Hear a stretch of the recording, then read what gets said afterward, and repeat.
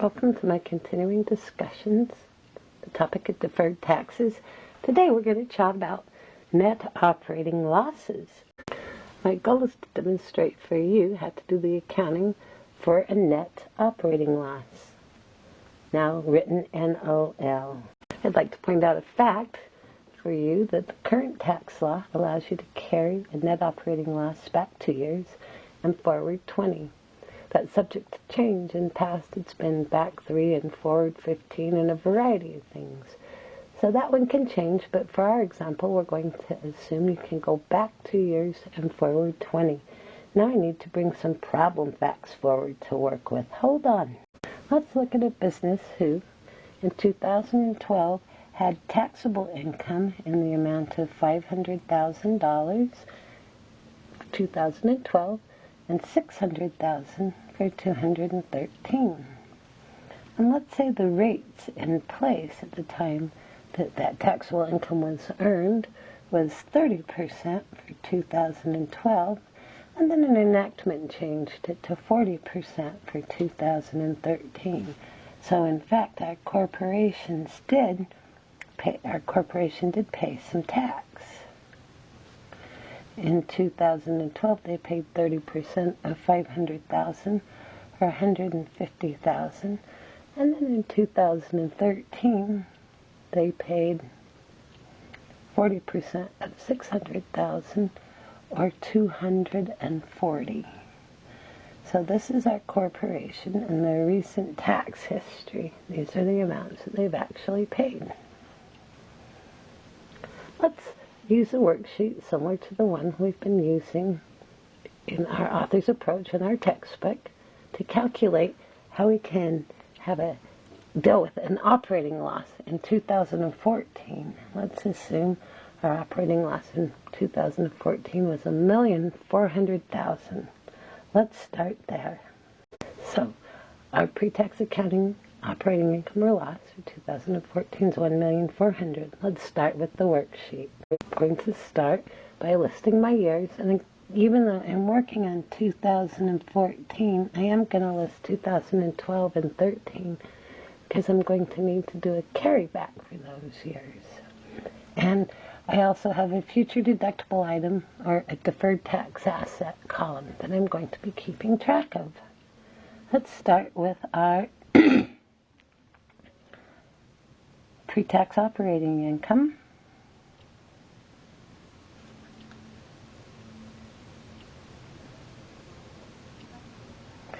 And in this sorry case, it happens to be a loss of $1,400,000. And I'm not going to have any other timing differences. No deferred tax assets or deferred tax items coming out to haunt us. We're just going to go straight into our calculation of the NOL. The first thing we're going to do is to carry back $500,000 to 2012, because as you'll notice, I had income, taxable income, $500,000 in 12, and I'm going to wipe that out and use up a little bit of my operating loss. So we carry back to 2012 the $500,000 taxable income we had, and we're going to wipe that out and use up some of our operating loss. I have to go back to 2012 first because the law says if you're going back, you got to go back 2 years and then start forward. I still have some left. In fact, I have about $900,000 left, so I'm going to carry back an amount to 2013 as well. The amount I'm going to carry back is $600,000 because that was my taxable income in that year. That will use up another $600,000 of my loss. So I've currently used up $1,100,000 of my $1,400,000 loss, leaving $300,000 that I can carry forward as a future taxable item or a future deductible item to the future. So I'm going to put that over here in this column.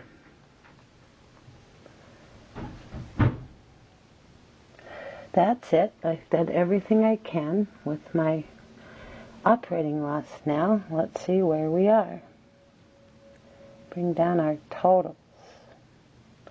I have wiped out my taxable income from 2012. I have wiped out my taxable income from 2013, and I've carried $300,000 forward.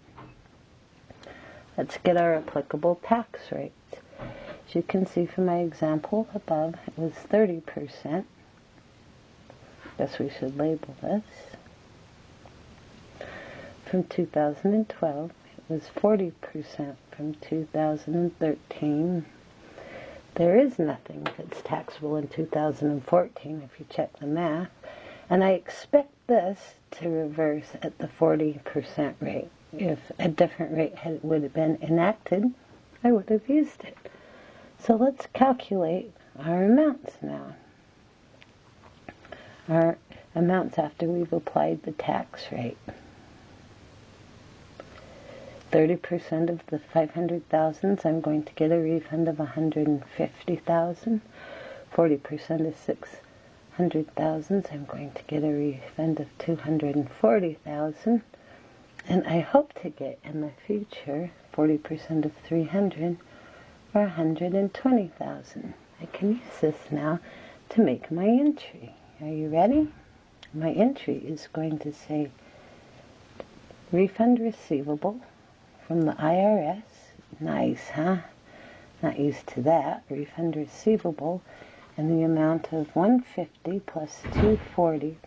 So I'm expecting to get $390,000 back from prior taxes. That's my 150 and 240 equaling 390. A refund receivable, debit. Also going to debit my deferred tax asset for my future deductible amount of $120,000. That is the amount that I expect to be able to use in future years.